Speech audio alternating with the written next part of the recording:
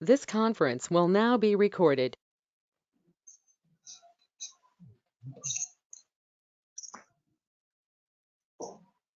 अद्य सोमवासरः अथवा इन्दुवासरः द्विज अश्विन शुद्ध तृतीया दिनांक 19 अक्टोबर 2020 श्रद्धा वीर्य प्रज्ञा समाधिपूर्वक इतरेषां पातञ्जलयोगसूत्रम् मूकं करोति वाचालं पङ्गुं लङ्घयते गिरिं यत्कृपातमहं वन्दे परमानन्दमाधवम् अपि स्वशक्त्या तपसि प्रवर्तसे शरीरमाद्यन्तर्धर्मसाधनं कनिष्ठिकाधिष्ठितकालिदासो यदुक्तवान् तद् वक्ष्ये उद्दिष्टमायुर्वेदस्य स्वस्थस्य स्वास्थ्यरक्षणम् आतुरे रोगमुक्तिश्च द्वयमेतत् प्रयुज्यते योगशास्त्रे धुना किन्तु न तस्य प्रयोजनं द्वयोर्मोक्षप्राप्तिः स्यात् योगो मोक्षप्रवर्तकः स्वास्थ्यं च यो रोगमुक्तिश्च मोक्षप्राप्तिस्तथैव च सम्यगध्ययनेनैव आयुर्योगस्य तत्त्ववित्।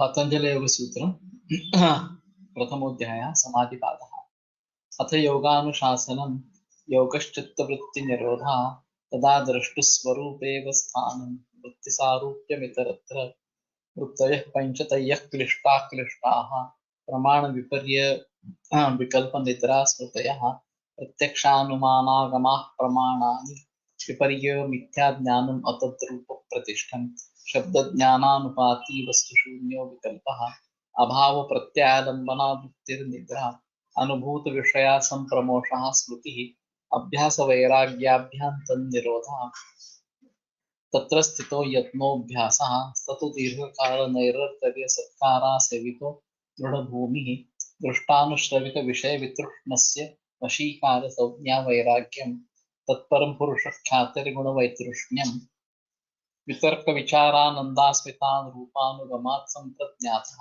विरामप्रत्ययाभ्यासपूर्वः संस्कारशेषोऽन्यः बहुप्रत्ययो विदेह प्रकृतिलयानां श्रद्धा वीर्यस्मृति समाधि प्रज्ञापूर्वक इतरेषां तीव्रसंवेगानाम् आसन्नः मृदुमध्यादिमात्रत्वात् ततोऽपि विशेषः ईश्वरप्रणिधानाद्वा क्लेशकर्म विपाकाशैरपरामृष्टः पुरुषविशेष ईश्वरः तत्र निरतिशयं सार्वज्ञबीजं स पूर्वेषामपि गुरुः कालेनानवच्छेदात् तस्य वाचकः प्रणवः तज्जपस्तदर्थभावनं तत्प्रत्यक्केतनादिगमोऽप्यन्तरायाभावश्च व्याधिस्थानसंशयप्रमादालस्याविरतिभ्रान्तिदर्शनालब्धभूमिकत्वानुवस्थितत्वानि चित्तविक्षेपास्तेऽन्तरायाः दुःखदौर्मनस्याङ्गमे जयत्वश्वासप्रश्वासाविक्षेपसहभुवः तत्प्रतिषेधार्थम् एकतत्त्वाभ्यासः मैत्रीकरुणामुदितोपेक्षाणां सुखदुःखपुण्यापुण्यविषयाणां पावनातश्चित्तप्रसादनं प्रच्छर्दनविधारणाभ्यां वा प्राणस्य विषयवती वा प्रवृत्तिरुत्पन्ना मनसस्थितिनिबन्धिनी विशोका वा ज्योतिष्मती वीतरागविषयं वा चित्तं स्वप्ननिद्राज्ञानालम्बनं वा यथा विमतध्यानात् वा परमाणुपरममत्वान्तोऽस्य वशीकारः क्षीणवृत्तेरभिजातस्यैव मणैर्गृहीतृग्रहणतरङ्गेषु तस्ततदन्यनता समापत्तिः तत्र शब्दार्थज्ञानविकल्पैः सङ्कीर्णा सवितर्का समापत्तिः स्मृतिपरिशुद्धौ स्वरूपशून्यैवार्थमात्रनिर्भासा निर्वितर्का एतयैव सविचारा निर्विचारा च सूक्ष्मविषया व्याख्याता सूक्ष्मविषयत्वं चालिङ्गपर्यवसानं ता एव सदीचः समाधिः निर्विचारवैशारद्येऽध्यात्मप्रसादः कृतं तत्र प्रज्ञा श्रुतानुमानप्रज्ञाभ्याम् अन्यविषया विशेषार्थत्वात् तद्यत्संस्कारोऽन्यसंस्कारप्रतिबन्धी तस्यापि निरोधे सर्वनिरोधात् निर्वीर्यः समाधिः इति पतञ्जलिविरचिते योगसूत्रे प्रथमः समाधिपादः।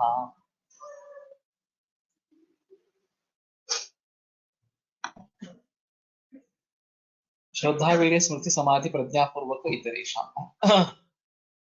बहुप्रत्यय विधेय प्रकृतिलयानां तो असंप्रज्ञात समाधि जो है वो विदेह प्रकृति लय इन दोनों के लिए बहुप्रत्यय इस प्रकार का है। तो भव का प्रत्यय जिसमें होता है, भव का जो कारण प्रत्यय हो जाता है वो भव प्रत्यय है, और विदेह यानी कि देव या विदेह योगी और प्रकृति लय जिनका हो गया है उनके लिए भव प्रत्यय ये संप्रज्ञात समाधि होता है। तो प्रकृति लय न होने के लिए क्या करने का है, इसके बारे में काफी बहस कृष्णा जी को लटकर जी ने की है। और इंद्रियों का इसमें लय पंचतन मात्रा में लय उनका बुद्धि तत्व में, बुद्धि तत्व का महत्व में, महत्व का प्रकृति में, और प्रकृति का पुरुष में लय, एक श्रृंखला बताई गई है। और जब संप्रज्ञात समाधि की अंतिम अवस्था शाश्वत रूप समाधि उसमें पहुंच जाते हैं, तो उसमें उससे आगे दो प्रकार की असंप्रज्ञात समाधि होती है। एक बहुप्रत्यय वाली जो विदेह और प्रकृति में जिनका है उनके लिए है। तो प्रकृति का लय अगर हो गया तो फिर से ये सब भव आरंभ हो जाता है, तो संसार जो है उसका फिर से आरंभ इस प्रकार का हो जाता है। और फिर पुनः जनन पुनः मरण इस प्रकार की स्थिति होती रहती है, ऐसा उनका कहना है। अभी श्रद्धा वीर्य समाधि प्रज्ञा पूर्वक इतरेशा, बाकी जो लोग हैं जिनका उपाय प्रत्यय इस प्रकार का बताया गया, देखिए वो प्रत्यय कहा गया, दूसरा जो है उपाय प्रत्यय कहा गया। उसमें श्रद्धा वीर्य स्मृति समाधि प्रज्ञा ये पूर्व होते हैं। यहाँ पे योग भाष्य में जो भी कुछ लिखा गया है वो उसमें इन सभी ये श्रद्धा वीर्य स्मृति समाधि प्रज्ञा ये पांचों होने चाहिए, और वो क्रम से होते रहते हैं। उपाय प्रत्यय योगिनां भवति श्रद्धा चेतस संप्रसादः। तो श्रद्धा का मतलब है चेतस जो है उसका संप्रसाद। साहि जननी और कल्याणी योगिन पाति तसे श्रद्धानस्य विवेकार्थिनो वीर्यो हो जाए। तो अगर श्रद्धा है तो वो माता जैसी रक्षण करती है योगी का, और जो श्रद्धालु इस प्रकार का योगी है उसको वीर्य उत्पन्न होता है, उसका उत्साह इस प्रकार की कार्य करने की शक्ति बनती है। समुपजात वीर्य से स्मृति उपतिष्ठते, और फिर स्मृति उपस्थित हो जाती है। स्मृत्युपस्थाने च चित्तम अनाकुलम समाधि है, और एक बार स्मृति हो गई तो अनाकुल चित्त समाधिस्थ इस प्रकार का हो जाता है। समाहित चित्त से प्रज्ञा विवेक होता है, फिर उसमें प्रज्ञा निर्माण होती है। ये न यथार्थम वस्तु जाना, तो यथार्थ ज्ञान वस्तुओं के बारे में होता है। तदभ्यासात् तत्तद विषयत्वात् विषयाच्च वैराग्यात् असंप्रज्ञात समाधि भवति। तो उसके अभ्यास से और तत्तद विषय से वैराग्य उत्पन्न होने से असंप्रज्ञात समाधि सिद्ध होता है, ऐसा उनका कहना है। तो मुझे ऐसा लगा थोड़ा सा व्यासभाष्य के अनुसार ये क्रम से होते रहते हैं, और उसी क्रम से हमें ये उपाय प्रत्यय जो असंप्रज्ञात समाधि वो सिद्ध होगा। लेकिन मुझे लगता है कि द्वंद्वान्ते श्रेयमाणं प्रत्यक्षं प्रत्येकम अभिसंबध्यते, तो वो हर एक से जुड़ा होता है। तो शायद हम ये अलग अलग भी ले सकेंगे तो चलेगा। श्रद्धा पूर्वक कहा, वीर्य पूर्वक कहा, स्मृति पूर्वक कहा, समाधि पूर्वक कहा और प्रज्ञा पूर्वक, ये सभी अलग अलग भी इस प्रकार के उपाय प्रत्यय असंप्रज्ञात समाधि को सिद्ध करेंगे, ये एक भाग होता है। या फिर दोनों तीनों मिलकर भी होते हैं। जैसे कि हमारे यहाँ विद्या वितर्क विज्ञानम स्थिति तत्परता क्रिया जैसे थे षड्गुणा सस्य न साध्यमते। तो विद्या वितर्क वगैरह जो है ये षड्गुण जिसमें है वो उसमें साध्य हासिल होता ही है इस प्रकार से। तो विद्या वितर्क वगैरह जो है अलमैकैक मुक्ततः वैद्य शब्दाभिः निष्पत्तौ ये एक एक भी इस प्रकार से वैद्य शब्द निर्माण करने के लिए, वैद्य शब्द को भली भांति अर्थ देने के लिए काफी है। सभी अगर मौजूद हो तो भी ठीक है, सभी नहीं हो, एक ही भाव प्रकट हो वहां पे, फिर भी वो वैद्य शब्द के लिए काफी इस प्रकार का पर्याप्त इस प्रकार का होता है। उसी प्रकार से शायद केवल श्रद्धा होने से, केवल वीर्य होने से, स्मृति होने से, समाधि होने से, प्रज्ञा होने से बाकी लोगों के लिए ये समाधि सिद्ध हो सकता है। और इसलिए यहाँ जो व्यास भाष्य में अर्थ किया गया है कि एक से दूसरा, दूसरे से तीसरा, तीसरे से चौथा, चौथे से पांचवा, इस प्रकार से ये सब निर्माण होते रहते हैं और फिर ये उपाय प्रत्यय असंप्रज्ञात समाधि सिद्ध हो जाता है। ये भी अर्थ हो सकता है, लेकिन मुझे लगता है कि अलग अलग भी इस प्रकार से सिद्ध होंगे। प्रयत्नात् नितमानस्य योगी संक्षिप्त किल्बिषः अनेक जन्म संसिद्ध ततो याति परागति, ये गीता में वचन है। तो जन्म जन्म का प्रयास, जन्म जन्म का अभ्यास उसका होता रहता है और फिर उसको इस प्रकार की मोक्ष की प्राप्ति होती है या फिर असंप्रज्ञात समाधि सिद्ध हो जाता है। तो तत्र तम बुद्धि संयोगम लभते पौर्वदेयकम तत् यतते च ततो भूया संसिद्धो कुरुनंदन। तो पूर्व बुद्धि जो उसकी हुई थी, जहां तक वो पहुंचा था, उसका लाभ उसको हो जाता है पौर्वदेय का।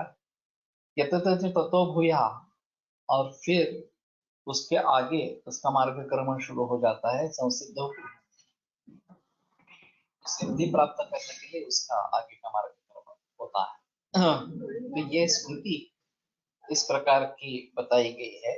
और प्रज्ञा जो है यथार्थत्वेन ग्रहण करने वाली बुद्धि, और उसके जरिए पुरुष साक्षात्कार होना, ये असंप्रज्ञात समाधि है।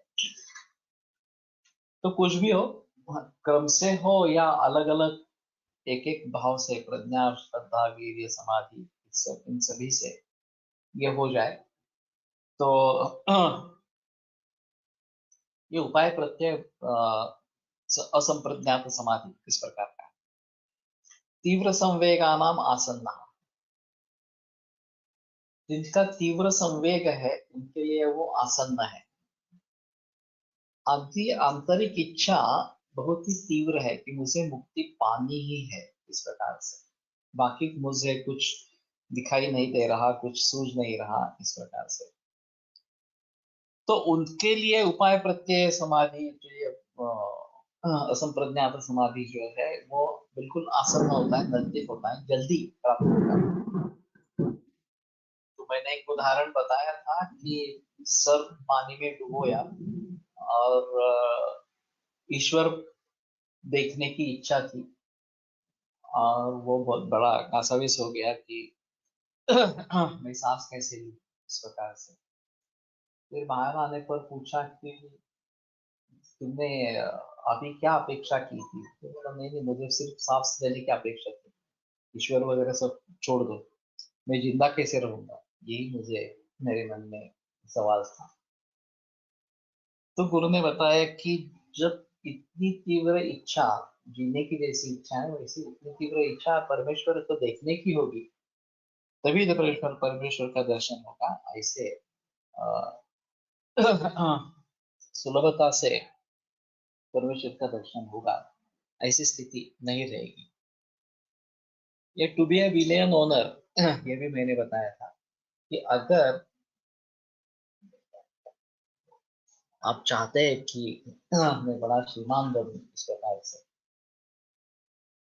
तो वो तीव्र इच्छा होनी चाहिए कि मुझे ये हासिल करना है, इस प्रकार से मुझे ये बनना है, बिलियन ओनर होना है। जब तक ये इच्छा नहीं होती, मैं बनूं नहीं बनूं कैसा भी चलेगा लेकिन कोशिश करता रहूंगा होता रहेगा, ऐसा आप अगर कहेंगे तो सिद्धि नहीं होगी। हाँ, मुझे बनना ही है, ये जब निश्चय इस प्रकार का हो जाएगा तो ये हो जाएगा। इस प्रकार की पॉजिटिव थिंकिंग और तीव्र इच्छा के बारे में काफी इस प्रकार की बहस की जाती है। एक एडिसन या न्यूटन, आई थिंक एडिसन, हाँ, उसकी एक स्टोरी है कि उसकी एक फैक्ट्री थी और उस फैक्ट्री में काम करने वाला एक कोई मजदूर था और उसकी इच्छा थी कि मैं एडिसन का पार्टनर बनूं। एडिसन है या न्यूटन है मुझे पक्का याद नहीं है। और वो तो केवल एक कामगार था। तो वहां से लेकर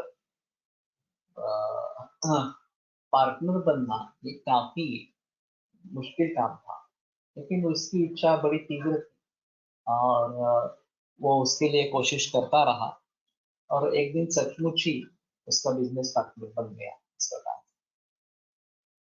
तो ये इच्छा होना बहुत जरूरी है, तीव्र संवेग इस प्रकार का अगर है तो आसन्न हो तो तुरंत उसमें हो जाता है।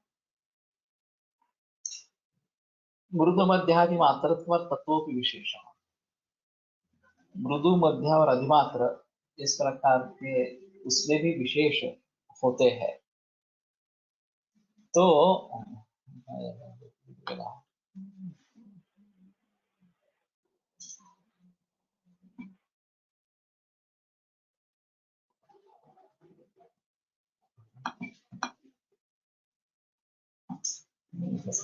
ते खलु नवयोगिनो भवन्ति मृदुमध्ये अधिमात्रोपायाः भवन्ति। एकथा मृदुपायाः मध्योपायाः अधिमात्रोपायाः।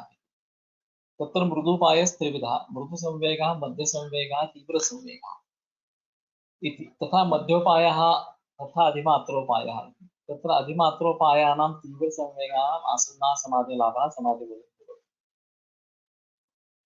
ते इसमें 9 प्रकार हो जाते हैं। हाँ, 9 भागों में इसका बंटवारा इस प्रकार का हो जाता है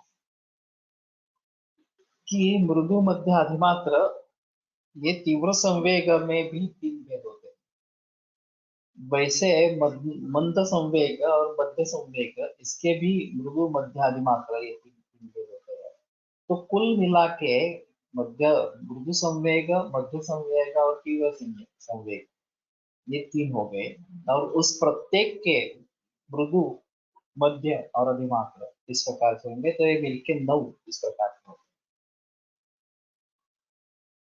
तो तीव्र संवेग है और उसमें भी अधिमात्र, ये तीव्र संवेग व्यक्ति को है और वो भी अधिमात्र सबसे ज्यादा बढ़िया इस प्रकार का है, तो उसके लिए वो आसन्न इस प्रकार का होता है, बहुत ही नजदीक इस प्रकार का होता है। इन्होंने एक शंकराचार्य को तो एक श्लोकी इस प्रकार का कुछ बताया है, हाँ, कि अगर सभी सामग्री तैयार है और फिर थोड़ा परिस्पर्श जिसके जिसके लिए बोलेंगे इस प्रकार का कुछ हो गया तो तुरंत उसके लिए सिद्धि हो जाती है। किन ज्योतिस्तव, कौन सी ज्योति है तुम्हारी इस प्रकार की। मानुमान अहनि में रात्रो प्रतिपादित, जिनमें सूर्य और रात्रि में दिया ये मेरी ज्योति है इस प्रकार से ऐसा साधक उत्तर देता है। स्यादेवं दीप रविदीप दर्शन विदो किम ज्योतिराख्यायी, कि ठीक है ये तुम बता रहे हो और दिन में सूर्य सूरज के जरिए देखते हो, रात्रि दिए के जरिए देखते हो, लेकिन फिर भी तुम देखते कैसे हो, हाँ, उसके बारे में बताओ। देखना तो चक्षु इंद्रिय का काम है, तो उत्तर देता है चक्षु, जो कि मेरी ज्योति जो है वो चक्षु है। तस्य न मिलयाति समय किम, अगर नेत्र बंद है तो फिर दर्शन क्या क्या है, ज्योति क्या है इस प्रकार। तो उत्तर देता है धी, बुद्धि है कि जो देखती है, तो नवीन होने के बाद भी वो देखती है। धियो दर्शनम किम, बुद्धि को देखने वाला क्या है इस प्रकार, तत्राहम। तो वो मुमुक्षु जो है वो उत्तर देता है कि उसको तो मैं ही देखता हूँ। अतो भगवान परमकन ज्योति ही, तो शंकराचार्य उसके कहते तो आप ही परम ज्योति इस प्रकार की है। तदस्त प्रभु, तो मुमुक्षु उत्तर देता है हाँ मैं ही वही हूँ इस प्रकार से। तो जिसका इतना अभ्यास पूरा हो चुका है कि मैं ही खुद देखने वाला हूँ, ये जो जिसको नेत्र में समझ रहा हूँ, ये जैसे वो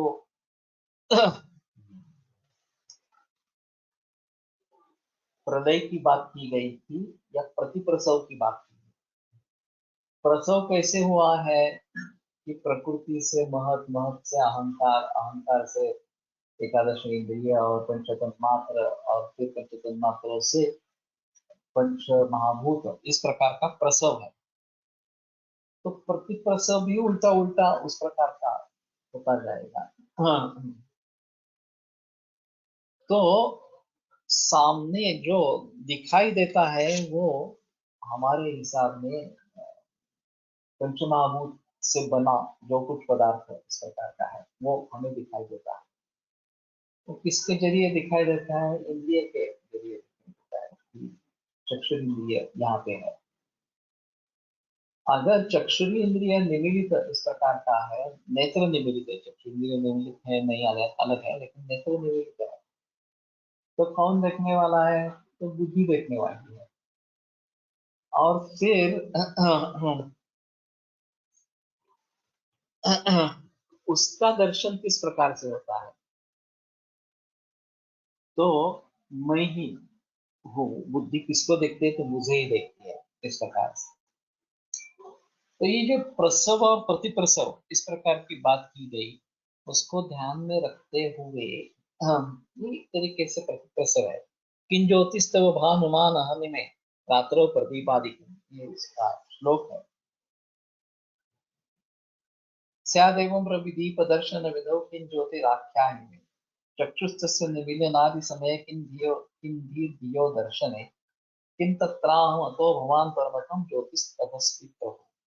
तो वो अंतिम ज्योति जो है वो मैं ही हूँ, ये इस प्रकार से वो उत्तर देता है।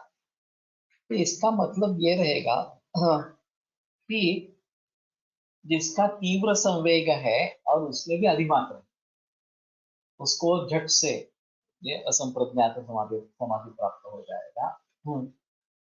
जिसका तीव्र है लेकिन मध्य है, तो उसको थोड़ी देर से होगा। जिसका मंद है, तीव्र संवेग है फिर भी मंद है, तो या मृदु है, मंद नहीं मृदु है, तो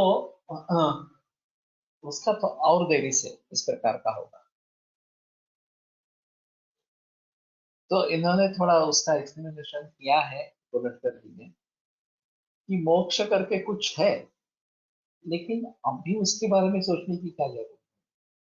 अभी मैं तो जी लेता हूँ, मेरे पास परिवार है, मेरे पास सुख है, मेरे इसके पास, और जब ये मेरी सब आशा आकांक्षाओं की पूर्ति हो जाएगी तो मैं मोक्ष के बारे में सोचूंगा। अभी मोक्ष के बारे में सोचने की जरूरत नहीं है, या मेरे इतने इतने कामकाज अभी होने हैं, वो होने के बाद मैं मोक्ष के बारे में सोचूंगा। जैसे कि मैंने भी ये ऐसा निश्चय कर लिया है कि हाँ प्रातिपदिक कोश का काम पूरा होना चाहिए, नई संहिता का लिखने का काम पूरा होना चाहिए, फिर मोक्ष के बारे में सोचूंगा, तब तक मैं मोक्ष के बारे में नहीं सोचूंगा। तो ये मेरे लिए मृदु इस प्रकार का ही रहेगा। विशेष जो है तीव्र संवेग, मैं खुद के लिए नहीं बता सकता कि मेरा तीव्र संवेग है या अभी तुरंत मोक्ष होना चाहिए, इस प्रकार का मेरा भी नहीं है। उसमें ये तीव्र संवेगानाम आसन्ना, और उसमें मृदु मध्य और अधिमात्र है। तो मंद मध्यम संयोग संवेग अगर है तो उसमें भी मृदु, मध्य और तीव्र इस प्रकार के रहेंगे, अधिमात्र इस प्रकार के रहेंगे। तो ये इसके भी पीछे रह जाएंगे। अब उसके भी पीछे जो मंद संवेग इस प्रकार के हैं और उसमें भी मृदु है।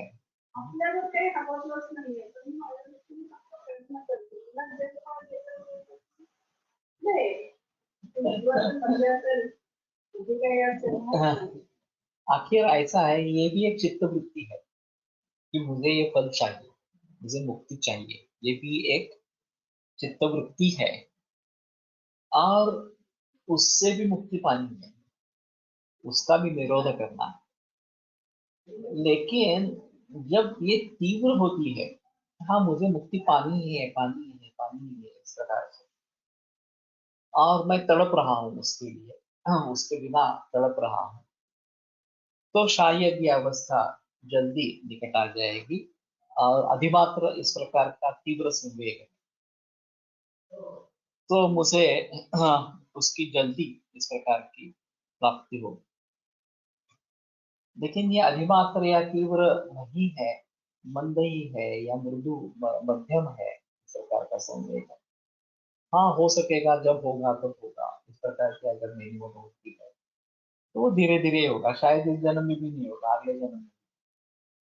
अभी इस जन्म में इतना ही काम करो, फिर आगे के जन्म में देखेंगे उसका ये तीव्र अगर हो जाता है, तीव्र संवेग उत्पन्न हो जाता है, तो शायद उस समय में उसकी सिद्धि हो जाएगी।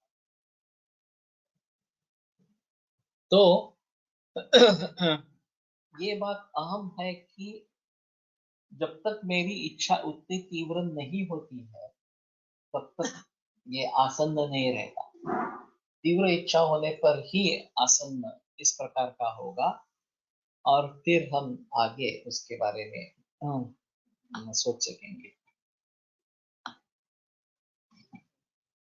मृदु मध्यादि मात्रत्वात् ततोपि विशेषा, तो मृदु मध्य और अधिमात्रत्व इसमें ये भी विशेष है। मृदु मध्यादि मात्रत्वात् ततोपि विशेषा, मृदु तीव्रो मध्य तीव्रो अधिमात्र तीव्रः ततोपि विशेषः तदभ्यासात् अपि आसन्नतरः तीव्राधिक मात्र संवेगस्य अधिमात्रोपायस्य समाधिलाभः समाधिफलञ्च इति। तद विशेषात्, सॉरी हाँ, तो तद अविशेषात्, अगर वो विशेष नहीं है तो अपि आसन्नतरः तीव्राधिमात्र संवेगस्य अधिमात्रोपायस्य समाधिलाभः समाधिफलञ्च इति।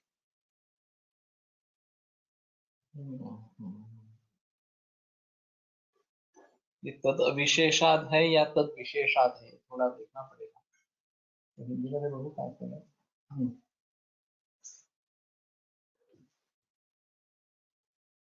अपि आसन्न आसन्नतरः, हाँ यहाँ पे तद विशेषाद है।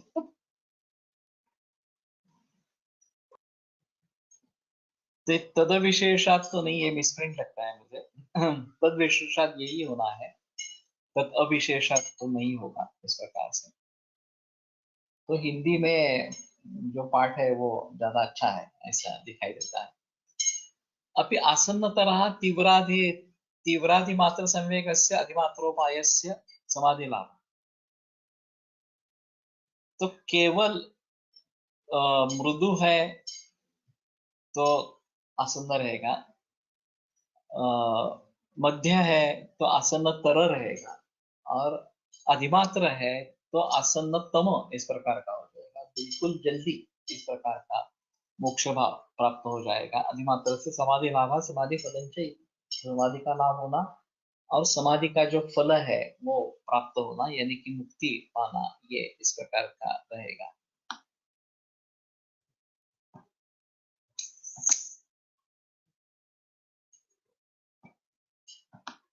ऊपर किस तरह जाता है?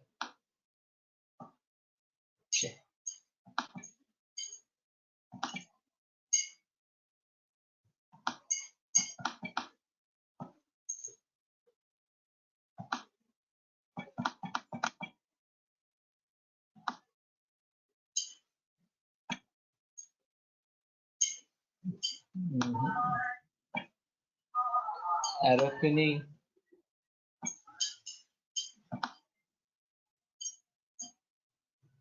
एरोफी से बात बनती ही नहीं है।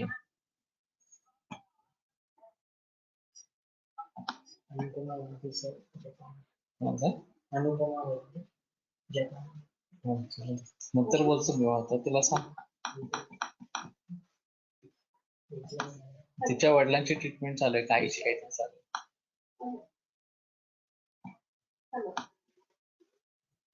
ईश्वर प्रणिधानाद्वा तो उसका विकल्प बताया गया है। तीव्र संवेगानाम आसन्नः मृदुमध्यादि मात्र ततोपि विशेषः। ये सभी को ईश्वर प्रणिधान ये विकल्प हो सकता है कि अगर ईश्वर प्रणिधान है तो भी ये आसन्न इस प्रकार का समाधि होता है। अथवा ईश्वर प्रणिधाने किम एतत् एतस्मादेव आसन्नतरः समाधिर्भवति अथ अस्य अलाभे भवति अन्योपि कश्चित् उपायः न वा इति। कि यही सिर्फ मार्ग है समाधि आसन्नतर होने का, या ये नहीं होने पर अथास्य लाभे चाहिए, अथास्य लाभे नहीं होना है।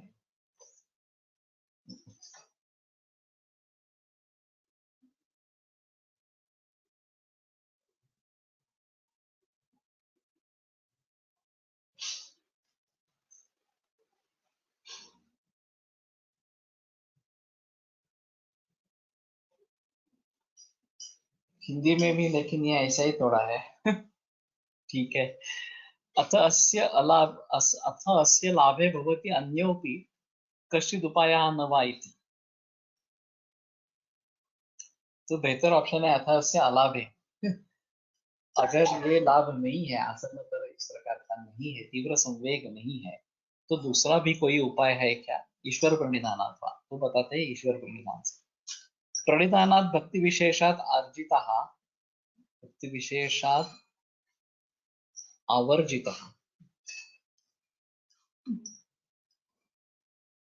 आवर्जितः ये ठीक है। ईश्वरः तमनुगृह्णाति अभिध्यान मात्रेण। कि प्रणिधान यानी कि भक्ति विशेष, उससे जो प्राप्त होता है ईश्वर, तम अनुगृह्णाति अभिध्यान मात्रेण, तो उसके ऊपर वो उपकार करता है, अनुग्रह करता है केवल अभिध्यान मात्र से। तद अभिध्यान मात्रादपि योगिना आसन्नतरः समाधि लाभः समाधि फलञ्च भवति। तो अगर ईश्वर का तुम्हें प्रसाद प्राप्त हो जाता है तो आसन्नतर इस प्रकार का समाधि लाभ और समाधि फल ये हो जाता है। ये कहने का मतलब इस प्रकार का है। तो इन्होंने बताया है तेषां सतत युक्तानां वशतां प्रीतिपूर्वकं ददामि बुद्धियोगं तं येन माम् आप्नुयन्ति आप्नुयान्ति येन माम् उपयान्ति ये ते तेषाम् एवानुकम्पार्थम् अहम् अज्ञानजं तमः नाशयामि आत्मभावस्थो ज्ञानदीपेन भास्वता। गीता का अवतरण दिया है यहाँ पे। तो तेषां सतत युक्तानां वशतां प्रीतिपूर्वकं, जो सतत इसमें युक्त इस प्रकार के है और प्रीतिपूर्वक मेरी भक्ति जो कर रहे हैं, ददामि बुद्धि योगम तम, तो उनको मैं बुद्धि योग दे देता हूँ। ये न माम उपयांति ते, तो उसके जरिए वो मेरे पास पहुंच जाते हैं, मेरे निकट पहुंच जाते हैं। तेषाम एवं अनुकंपार्थम, तो उनके लिए उपकार करने के लिए अहम आत्मभावस्थो अहम आत्मभावस्था अहम अज्ञानजं तमः ज्ञानदीपेन भास्वता नाशयामि। तो उनका जो अज्ञान रूप अंधकार है वो भास्वर इस प्रकार के ज्ञान दीप से मैं दूर करता हूं। तो ये भगवान कृष्ण का कहना है कि उनके लिए मैं ज्ञानदीप इस प्रकार का बन जाऊंगा और फिर उनके ऊपर अनुग्रह करने के लिए उपकार करने के लिए उनको आसन्नतर समाधि इस प्रकार का प्राप्त हो जाए। तो इसमें ऐसा है कि एक द्वैत भाव है ईश्वर में और मुझ में, मुझसे ईश्वर अलग है और मेरी ईश्वर के ऊपर भक्ति है इस प्रकार से। और चित्त कभी समाहित अवस्था में होता है, कभी विकसित अवस्था में होता है।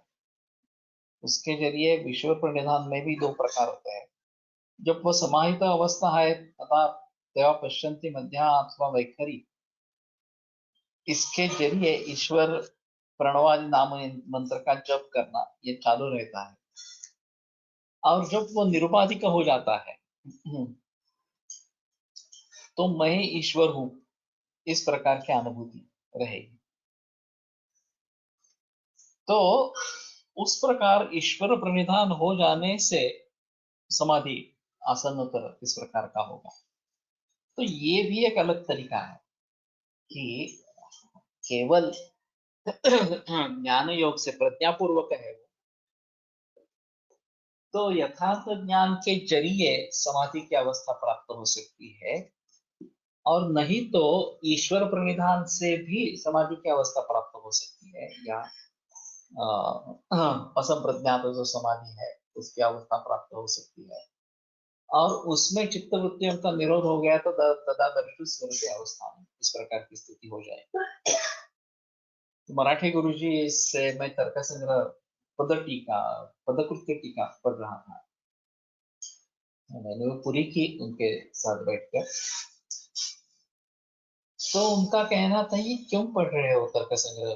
मैं उस समय कॉलेज में पढ़ा रहा था तर्क संग्रह, इसलिए मैंने बोला कि नहीं मुझे सीखना है। तो वो बोलते रहे कि नहीं वेदांत पढ़ो वेदांत पढ़ो, ये छोड़ दो शंकर भाषा। लेकिन वो हुआ नहीं एक्चुअली। अब आगे चलकर उनका कहना ये शुरू हुआ कि वेदांत भी छोड़ दो, सिर्फ नाम स्मरण करो, बाकी कुछ करने लायक नहीं इस प्रकार से। और ये भी बात उन्होंने मुझे 2-3 बार कही कि देखो ये पटापटा आदि और ये आध्यात्मिक ज्ञान वगैरह वगैरह सब है सब कुछ, लेकिन उससे बेहतर है नामस्मरण करो, ईश्वर प्रणिधान में लीन इस प्रकार के हो जाओ। तो इससे भी मुक्ति मिलेगी और कुछ करने की जरूरत नहीं है। हमारी स्थिति ऐसी होती है ना ही हमें ज्ञान मार्ग से प्रयत्न करने होते हैं, ना ही ईश्वर प्रणिधान से प्रयत्न करते हैं। और ये प्रणिधान इस प्रकार की अवस्था है कि जब नहीं अभी मुझे यही करना है बस, बाकी कुछ है ही नहीं इस प्रकार से। ये द्रौपदी वस्त्रहरण का मैंने उदाहरण दिया था कि द्रौपदी ने जब कृष्ण को पुकारा तो कृष्ण ने आकर उसकी सहायता इस प्रकार की। लेकिन जब तक हम इस प्रकार से ईश्वर की आराधना नहीं करेंगे, उतनी तीव्रता से नहीं करेंगे, तो ये मुक्ति इस प्रकार की संभव इस प्रकार की नहीं है।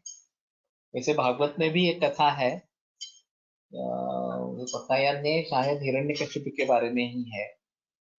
उसने अपने बेटे का नाम शायद गोविंद, हाँ गोविंद ऐसा कुछ रखा था। और जब यमदूत उसको लेने के लिए आए तो उसने बड़े आर्त स्वर से गोविंदो को पुकारा और इसमें उतनी आर्तता थी कि विष्णु साक्षात प्रकट हुए और उन्होंने उसको मुक्ति दे दी। वास्तव में उसने अपने बेटे को ललकारा था जिसका नाम गोविंद था।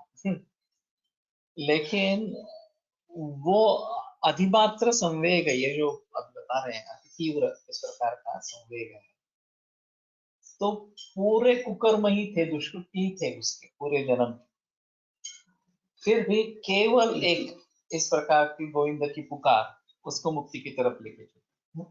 ये भागवत का कथा आई है इस प्रकार से। त्याच्यापेक्षा ते रामानंद साहेबांनी ते रामाच्या छान आहे. म्हणजे एखादा प्रश्न केला होता की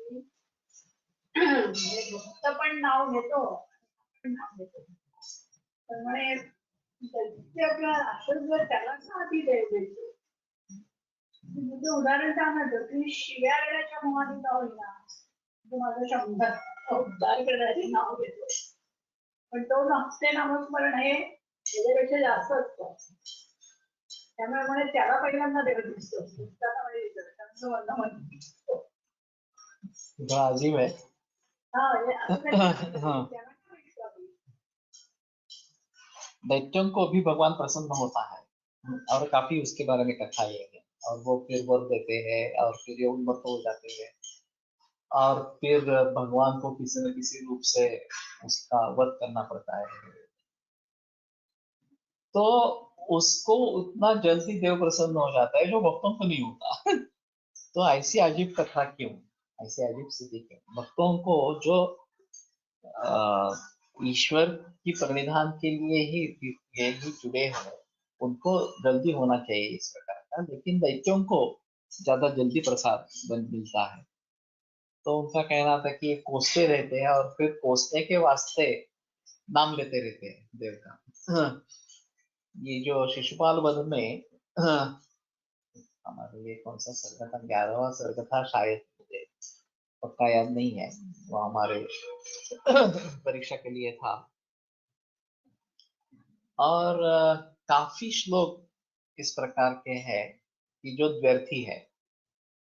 वास्तव में कृष्ण की या भीष्म की निंदा करनी है, लेकिन वो निंदा करते करते उसकी स्तुति भी हो जाती है, या उसमें जो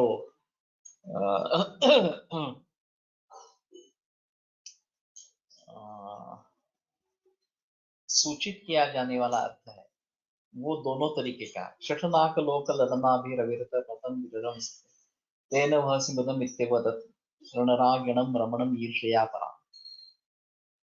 तो है शठ एक कोई सैनिक युद्ध के लिए जा रहा है, तो उसकी पत्नी उसको कहती है कि तुम्हें नाकलोक, स्वर्गलोक है, उनके स्त्रियों से, वहां से अप्सरों से रति क्रीड़ा करनी है, उनके साथ रमान होना है, इसलिए तुम जा रहे हो. इस प्रकार अविरत रतम रिरम से तेन महसी मदम इत्यवत, और इसलिए तुम आनंदी हो युद्ध पर जाते समय. इस प्रकार से रणरागिणम रमणम ईर्ष्या परा. तो रणरागी इस प्रकार का रमण है, उसके बारे में उसकी पत्नी इस प्रकार से कहती है.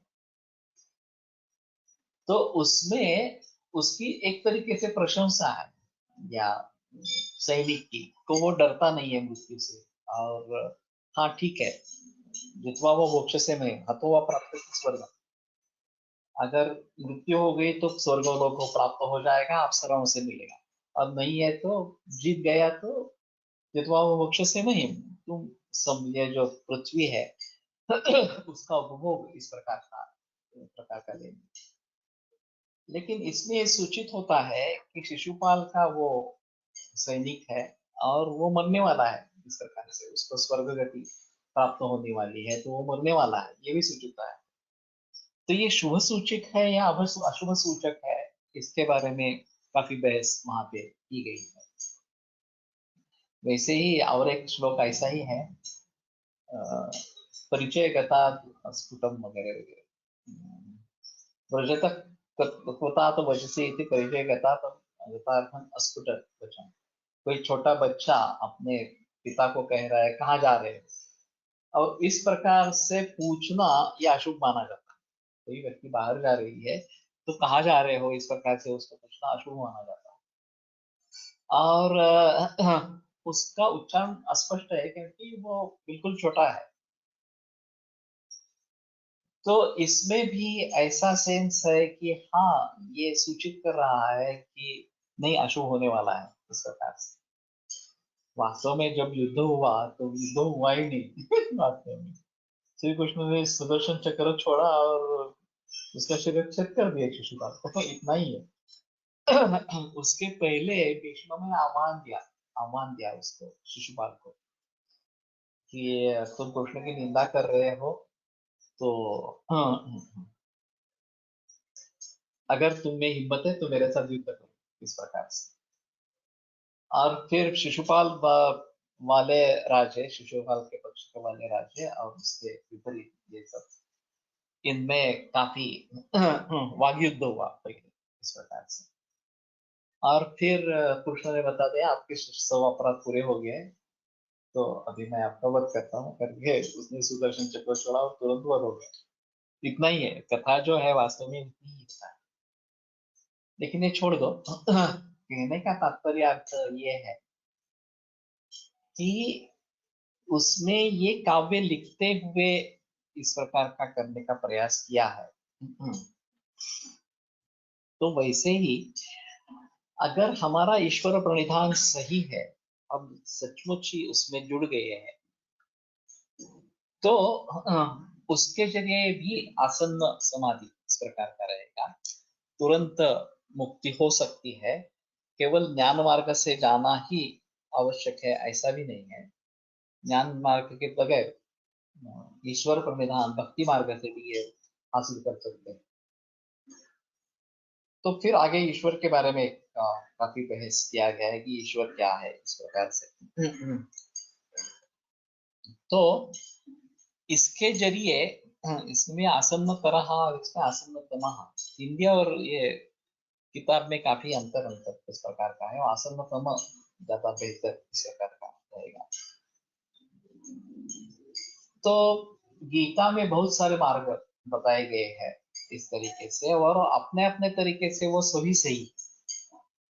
हमारा मकसद यही है कि मुक्ति को प्राप्त करना, चाहे हम ज्ञान मार्ग से चले, चाहे भक्ति मार्ग से चले, चाहे योग मार्ग से चले, चाहे और किसी मार्ग से चले, लेकिन ध्येय अगर उद्दिष्ट अगर एक ही है कि मुक्ति पानी है इस प्रकार से, तो ये भी सही है कि जिस मार्ग से आप जिस मार्ग को आप बेहतर समझते हैं उसी मार्ग पर आक्रमण करते रहे और फिर उस सिद्धि को प्राप्त करें इस प्रकार से।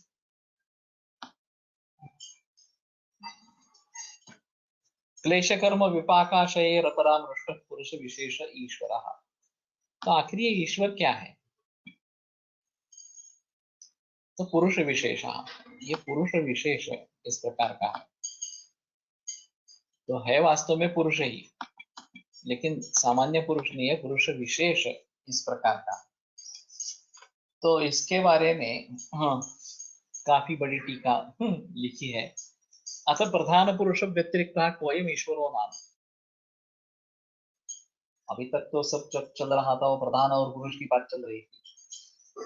प्रधान ये प्रकृति है और इसके जरिए ये सब पूरा विश्व निर्माण हुआ है, और पुरुष इससे अलग है इस प्रकार से। तो इन दोनों को छोड़कर ये कौन ईश्वर है इस प्रकार का? क्लेश कर्म विपाकाशये रपरामृष्ट पुरुष विशेष ईश्वर। जिनको ये क्लेश कर्म विपाक आशय इसका परामर्श नहीं है, इनसे जो जुड़े नहीं है, वो पुरुष विशेष ईश्वर है। अविद्यादयः क्लेशाः कुशला कुशलानि कर्माणि तत्फलं विपाकः तत् अनुगुण वासना आशयाः ते च मनसि वर्तमानाः पुरुषे व्यपदिश्यन्ते।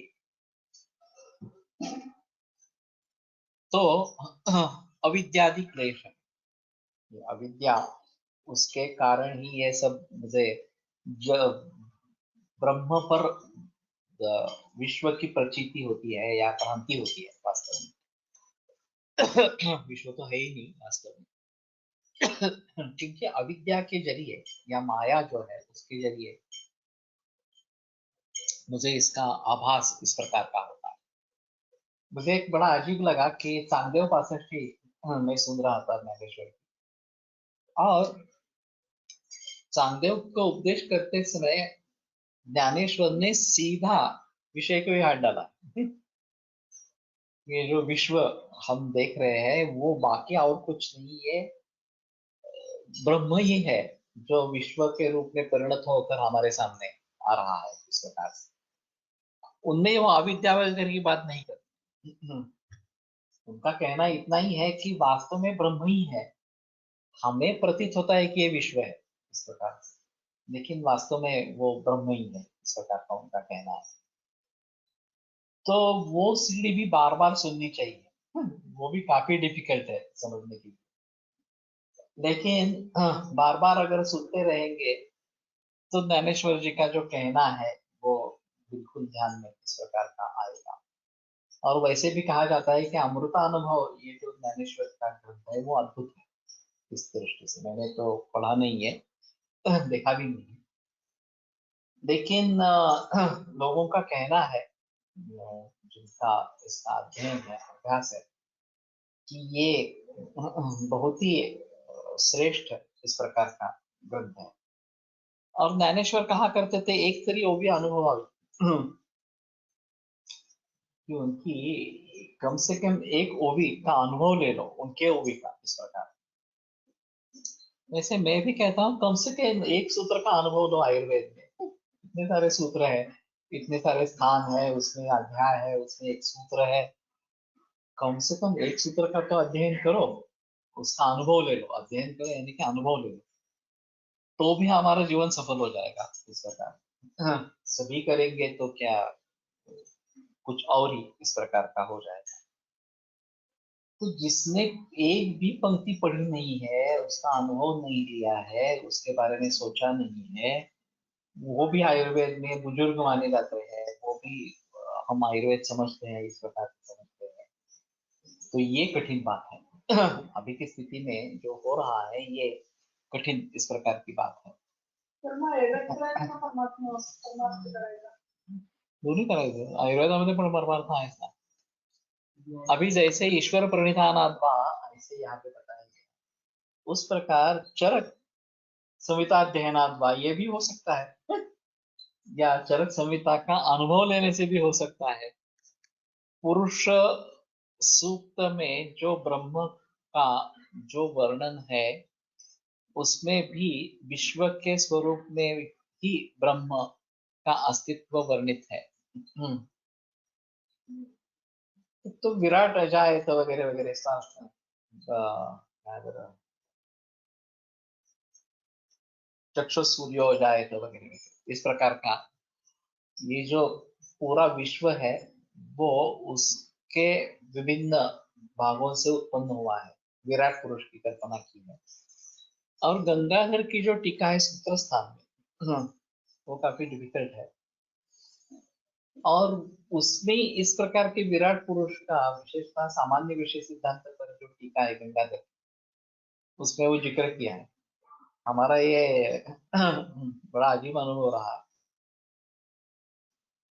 कि कोलटकर सर, चंद्र जोशी, मामा जोशी और बोधन सर, ये तीनों गंगाधर टीका पढ़ रहे थे, और मेरा सौभाग्य रहा कि मैं इसमें उपस्थित था, ये तीनों पढ़ रहे थे उस समय, और कुछ ही सूत्र उनके साथ मैंने सुने। और तब ये पता चला कि गंगाधर की जो लिखावट है, उनकी जो पद्धति है लिखने की, वो काफी अजीब है।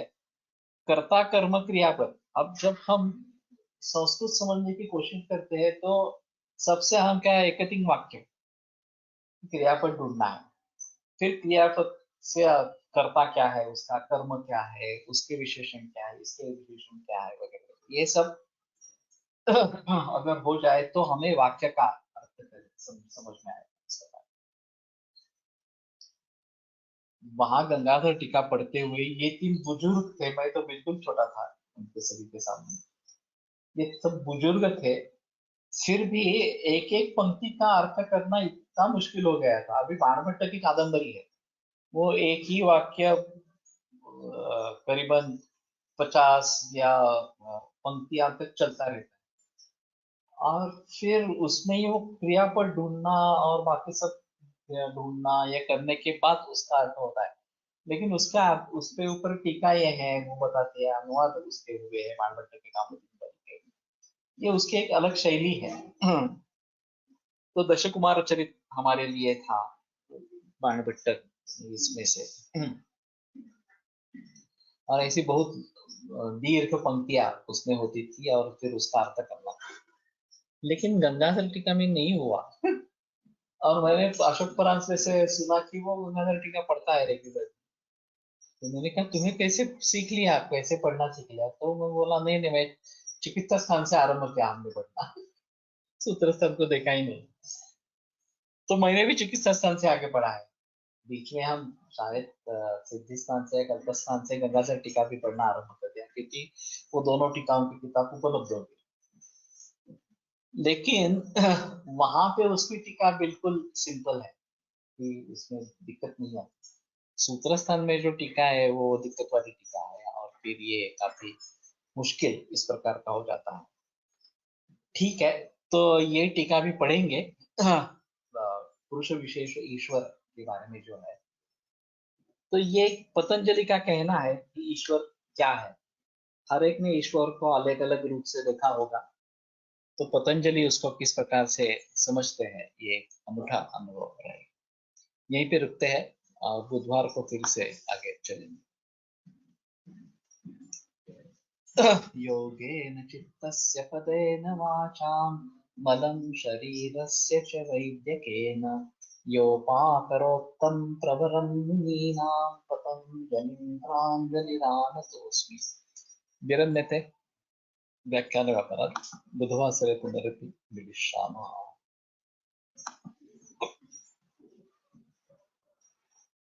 Hello. This conference will now be recorded. No recording.